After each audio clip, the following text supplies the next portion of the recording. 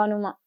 మనం ఈ సంవత్సరంలో కనుమ సంగతి చూసుకుంటే భోగి, సంక్రాంతి, కనుమ మనకు మూడో రోజు పండగగా చెప్పుకోవడం అనేది జరుగుతుంది.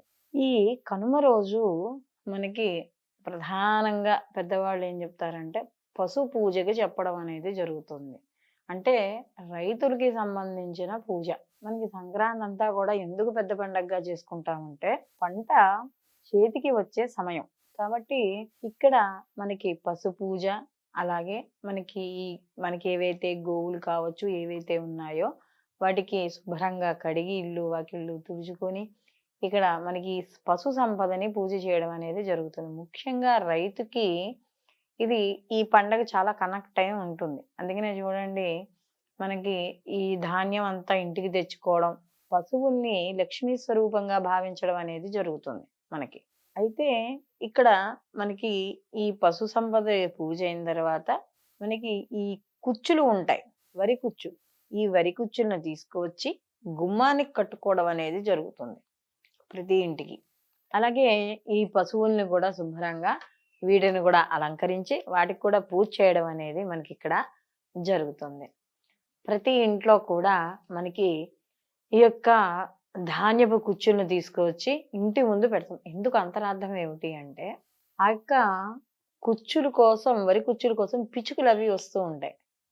అంటే ప్రత్యేకంగా మనకి చూడండి పూర్వం మనకి ఇళ్లల్లో వాకిట్లో ఒక నీటి బాణ లాంటిది కానీ చిన్నది, లేకపోతే మూకిట్లో మట్టి మూకిట్లో నీళ్లు పోయడం, వాకిట్లో ఈ కుచ్చులు పెట్టడం. అంటే అక్కడ తిన్న పిచ్చుక ఇక్కడ నీళ్లు తాగుతుంది. అలా చేయడం ఎవరైతే అలా చేస్తారో ఆ ఇంట్లో ఆ తిన్న పిచ్చుకల యొక్క ఆశీర్వాదం ఉంటుందిట.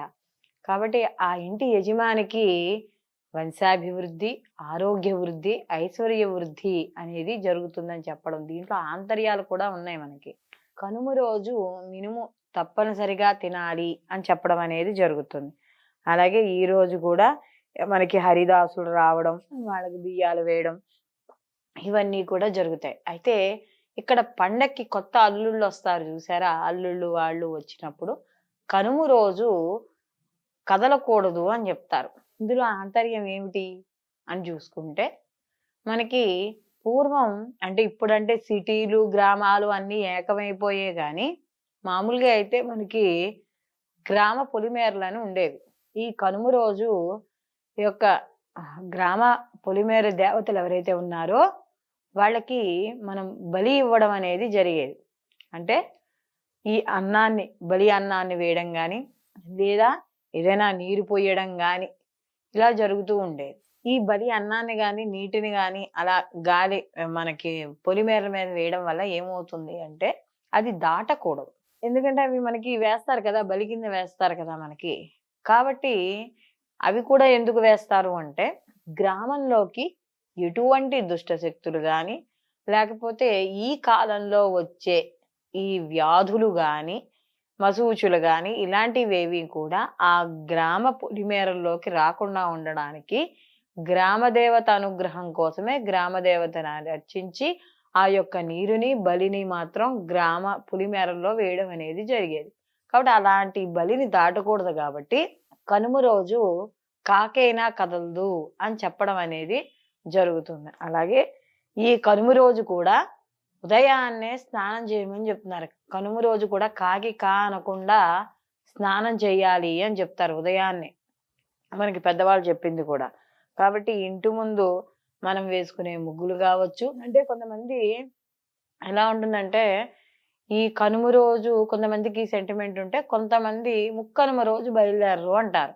మనకి ఈ కనుమ అయిపోయిన తర్వాత ముక్కనుమ రోజు వెంటనే సావిత్రి గౌరి నోము నోచుకోవడం అనేది జరుగుతుంది మనకి.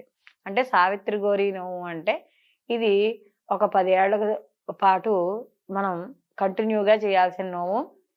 అలాగే ఇది ఏదో ఎవరికి వాళ్ళు చేసుకునేది కాకుండా ఇది కొంత సామూహికంగా చేసుకునే నోము.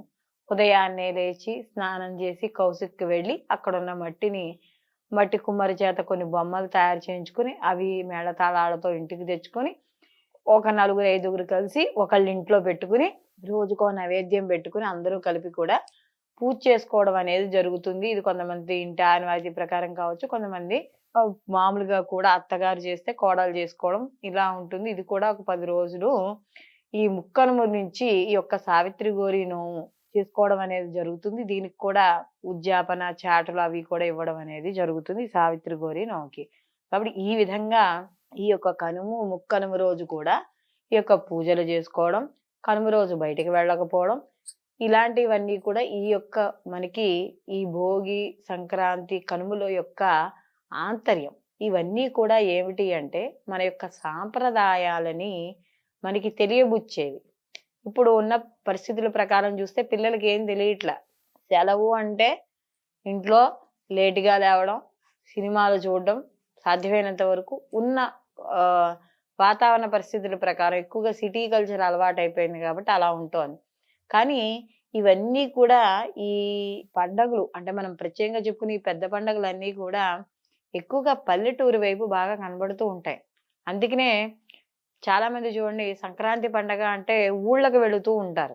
మిగతా పండగలకి వెళ్ళినా వెళ్ళకపోయినా ఇందులో ఎక్కువగా తెలుగుదనము, మన యొక్క సాంప్రదాయాలు, మన యొక్క ఆచారపు అలవాట్లు ఇవన్నీ కూడా మనకి కొట్టొచ్చేటట్టు కనబడుతూ ఉంటాయి. కాబట్టి కనీసం ఇలాంటి పండగలప్పుడైనా పిల్లల్ని మన ఏదైతే మన ఊళ్ళ వైపు ఉన్నాయో పల్లెటూరులో వాళ్ళకి తీసుకెళ్ళి మన సాంప్రదాయాలు, అలవాట్లు అన్నీ కూడా చెప్పడం ద్వారా మనమే కాకుండా మన తర్వాత తరాలు కూడా ఇవి నేర్చుకోవాలి తప్పనిసరిగా.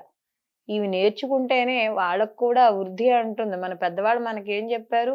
వాళ్ళేం నేర్చుకున్నారు? కాబట్టి మన పిల్లలకు కూడా మనం నేర్పాలి కదా! కాబట్టి ఇలాంటి సాంప్రదాయాలేవి మర్చిపోకుండా మనకి మన తరం, తర్వాత తరం, ఆ తర్వాత తరం కూడా అలా వెళుతూ ఉండాలి గాబట్టి వీటిలన్నింటినీ కూడా మనం ఖచ్చితంగా పిల్లలకి నేర్పాలి. కాబట్టి అందరూ కూడా ఈ కనుమను కూడా అందరూ ఈ పండగని అందరూ వినియోగం చేసుకొని హాయిగా ఈ సంక్రాంతి పండగలను అందరూ కూడా ఆనందంగా జరుపుకోవాలని కోరుకుంటూ సర్వే జన సుఖినో భవంతు. లోకా సమస్త సుఖినో భవంతు.